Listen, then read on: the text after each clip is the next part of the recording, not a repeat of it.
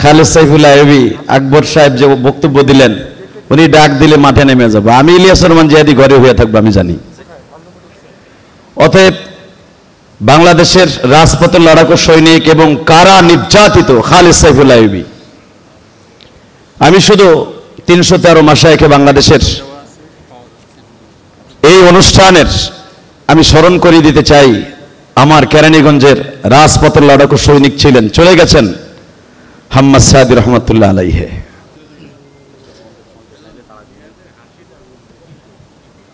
আসসালামু আলাইকুম ওয়া রাহমাতুল্লাহি তাআলা ওয়া বারাকাতুহু। সবাই ভালো আছেন তো? আলহামদুলিল্লাহ। আসলে বক্তব্য সংক্ষিপ্ত। মুসলিম ঐক্য কাউন্সিলের উদ্যোগে 313 মাশায়েখে বাংলাদেশ তাদের উন্মোচন উপলক্ষে আজকের এই মহতে জলসার সম্মানিত সভাপতি বন্ধুবর, বাংলাদেশের রাজপথের লড়াকু সৈনিক, ওয়াজের জগতে আমাদের উজ্জ্বল নক্ষত্র হযরতুল আল্লাম হযরত মাওলানা খালেদ সাইফুল্লাহ আইয়ুবী। আসলে আইয়ুবী সাহেবের ভূমিকা যদি আমি বক্তব্য করতে যাই, প্রশংসা করতে যাই, উনি প্রথমেই না করেছেন যে কোনো ব্যক্তি বিশেষ করে আমাকে কেন্দ্র করে কোনো বক্তব্য দেওয়া যাবে না। আমি অত্যন্ত খুশি হয়েছি, আলহামদুলিল্লাহ বলেন। আমাদের বাংলাদেশের কিছু কিছু কথা আছে হুজুগে বাঙালি, সামনে আগায় দেয়, পিছনে দেখা গেছে একজনও নাই।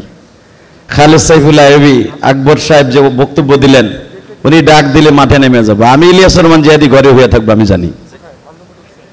অতএব বাংলাদেশের রাজপথের লড়াকু সৈনিক এবং কারা নির্যাতিত খালেদ সাইফুল্লাহ আইয়ুবী, আমি শুধু 313 মাশায়েখে বাংলাদেশের এই অনুষ্ঠানের আমি স্মরণ করিয়ে দিতে চাই। আমার কেরানীগঞ্জের রাজপথের লড়াকু সৈনিক ছিলেন, চলে গেছেন হাম্মাদ সাদি রহমতুল্লাহ আলাইহি।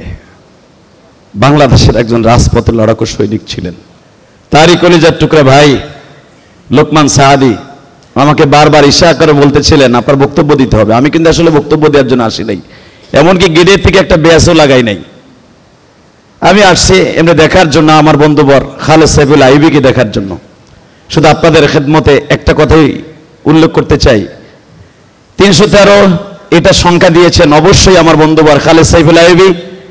অবশ্যই বদরের যুদ্ধকে উনি সামনে নিয়ে কেন্দ্র করে উনি এই শব্দটাকে উল্লেখ করেছেন। আমি দোয়া করি এই বদরি সদস্য কাফেলা যেমনি করে সারা পৃথিবীর উলামা ইকরামের অন্তরে সুন্দর করে স্থান গেড়ে আছে, সারা বাংলাদেশের উলামা ইকরামকে এই মুসলিম ঐক্য কাউন্সিলের একটাই আওয়াজ তোলা হোক। আজকে সমস্ত উলামা ইকরামে একই প্ল্যাটফর্মে চলে আসি, বাংলাদেশে একটা সুন্দর দেশ গঠন হোক, এটা আমার প্রত্যাশা।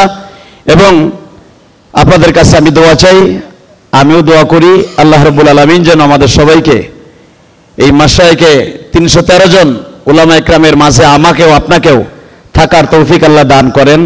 এই মুসলিম কাউন্সিল ঐক্য কাউন্সিলের মধ্যে আমাকেও শামিল হওয়ার তৌফিক আল্লাহ দান করেন, আমিন। ওয়া মা তাওফিক ইল্লা বিল্লাহ। আসসালামু আলাইকুম ওয়া রাহমাতুল্লাহ।